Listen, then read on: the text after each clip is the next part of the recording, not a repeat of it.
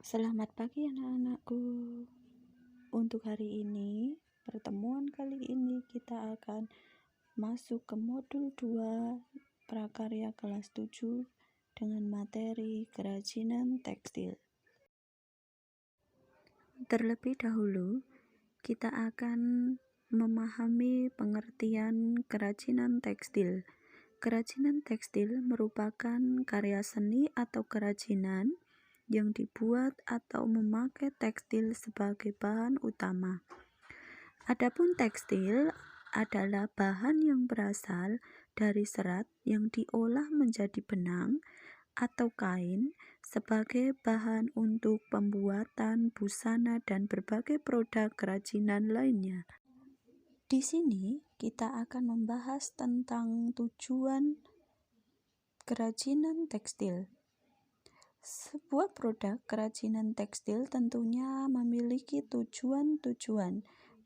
Di bawah ini kita akan mengupas macam-macam tujuan dari kerajinan tekstil. Tujuan yang pertama yaitu berfungsi sebagai penghias. Di sini kerajinan tekstil itu tidak dibuat semata-mata sebagai hiasan pada suatu benda atau hanya sebagai pajangan suatu ruangan dan tidak memiliki makna tertentu selain menghias sebagai hiasan. Contohnya hiasan dinding. Tujuan yang kedua yaitu sebagai fungsi benda pakai. Kerajinan yang dibuat berdasarkan tujuan untuk digunakan sebagai kebutuhan sehari-hari. Sebagai contoh, busana, tas, dan aksesoris atau bahan-bahan lainnya atau produk lainnya. Busana bisa dipakai, tas juga bisa dipakai, aksesoris pun juga bisa dipakai. Tujuan yang ketiga yaitu sebagai fungsi kelengkapan ritual, yaitu kerajinan yang mengandung simbol-simbol tertentu dan berfungsi sebagai benda magis berkaitan dengan kepercayaan dan spiritual. Di sini tergantung dari budaya atau tradisi setempat. Nah, contohnya adalah ulos. Itu kain tenun tersebut yang dikenakan saat upacara pernikahan. Ada yang digunakan sebagai upacara saat pemakaman ataupun pesta-pesta lainnya. Tujuan yang terakhir yaitu sebagai fungsi simbolik. Kerajinan tekstil tradisional selain sebagai hiasan juga berfungsi sebagai simbol atau melambangkan hal-hal tertentu yang berhubungan dengan nilai spiritual. Contohnya tapestri, tenun, dan batik yang dibuat dengan motif simbolik. Contohnya di daerah Temanggung, batik bermotif gambar tembakau. Berarti itu menunjukkan bahwa Temanggung itu hasil atau sumber penghasilannya dari pertanian tembakau. Agar kalian dapat membedakan antara fungsi pakai dengan fungsi penghias, kita akan perhatikan gambar di slide tersebut. Yang pertama itu masih gambar sapu tangan, masih dominan sebagai fungsi pakai. Untuk gambar yang kedua itu fungsi pakai, tetapi di sini itu sudah ada tambahannya yaitu gambar bunga, tetapi di situ masih sebagai fungsi pakai. Untuk gambar yang ketiga, di situ sudah ada tambahan banyak sekali. Kita lihat sebagai adanya unsur estetika sebagai keindahan. Berarti di sini sudah tidak bisa digunakan lagi kecuali sebagai fungsi penghias. Setelah kita mengerti perbedaannya, kita akan lanjut tentang prinsip kerajinan fungsi hias dan fungsi pakai. Yaitu pertama, kita lihat dari keunikan bahan kerajinan. Sumber daya alam di Indonesia yang dapat dimanfaatkan itu sebagai bahan dasar kerajinan sangat tersedia berlimpah. Berarti sumber daya alam Indonesia itu memiliki sumber daya alam yang berlimpah-limpah jumlahnya, tak terbatas. Setiap permukaan bumi ini memiliki ciri sumber daya alam yang berbeda-beda, yang satu dengan yang lainnya. Contohnya, sumber daya alam di Indonesia itu ada laut. Sumber daya alam yang dihasilkan laut itu bisa berupa bebatuan, ada jangkang kerang, sisi ikan, tulang ikan, dan tumbuhan laut lainnya.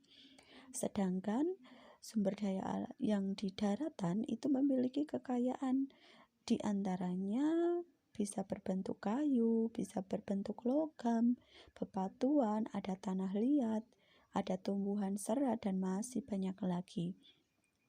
Selain itu, bahan dasar yang digunakan sebagai kerajinan dapat berasal dari bahan alam dan bahan buatan.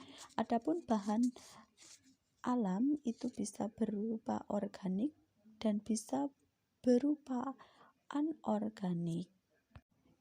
Prinsip yang kedua yaitu kerajinan tangan. Banyak sekali tukang atau para ahli pengrajin profesional yang ada di Indonesia itu berkembang pesat. Di sini kerajinan tangan itu dilakukan dengan hasil karyanya sendiri secara manual, berarti dengan menggunakan tangannya sendiri. Banyak sekali untuk pengrajin ini setidaknya harus peka terhadap lingkungannya. Prinsip yang ketiga yaitu sebagai unsur estetik atau unsur keindahan. Kegiatan membuat kerajinan berawal dari dorongan kebutuhan manusia untuk membuat alat atau barang yang diperlukan dalam kehidupan sehari-hari. Kerajinan sebagai karya fungsional tidak cukup hanya memenuhi aspek fungsi saja, melainkan memerlukan sentuhan keindahan untuk meningkatkan kualitas dan nilai ekonomisnya. Prinsip yang terakhir yaitu sebagai unsur hiasan atau ornamen adalah unsur dekorasi yang dibuat dengan berbagai cara, di antaranya dapat dilukis, dengan diukir, ataupun dengan dicetak. Di sini ada dua jenis penerapan unsur hiasan pada produk kerajinan, yaitu yang pertama sebagai hiasan pada permukaan produk, merupakan hiasan yang dibuat setelah produk kerajinan selesai dibuat. Dan yang kedua yaitu hiasan terstruktur, merupakan pembuatan hiasan dibentuk sejak awal kerajinan dibuat sehingga menyatu dengan produk itu sendiri.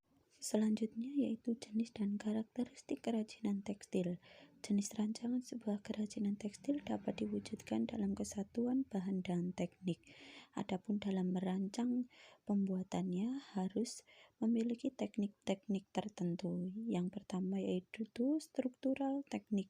Di sini struktural teknik kita mengikuti pada susunan dari garis, bentuk warna, dan tekstur dari suatu kerajinan tekstil yang dibentuk dari bahan sesuai teknik pembuatannya. Misalnya tas yang dibuat dengan teknik rajut. Yang kedua yaitu dekoratif teknik atau garnitur, yang merupakan sentuhan yang diberikan pada permukaan busana dengan memberikan efek visual untuk memperindah penampilan. Sebagai contoh, tas kain katun yang dijahit kemudian diberi hiasan pita sulam. Dari masing-masing teknik di sini memiliki ciri-ciri. Yang pertama, ciri dari struktural teknik itu lebih cenderung klasik, unik, rumit, dan detail. Adapun ciri dari dekoratif teknik itu lebih cenderung sebagai penghias permukaan sebuah benda. Nah, tujuannya menghias permukaan sebuah benda. Nah, sampai di sini dulu ya materi pelajaran hari ini. Untuk materi selanjutnya kita akan belajar tentang proses pembuatan kerajinan tekstil. Tidak lupa di modul 2 ini ada tugas. Silakan kalian perhatikan 6 gambar di samping. Kalian tentukan mana sebagai fungsi penghias dan mana yang sebagai fungsi benda pakai. Sekian dan terima kasih. Sampai jumpa di pertemuan selanjutnya.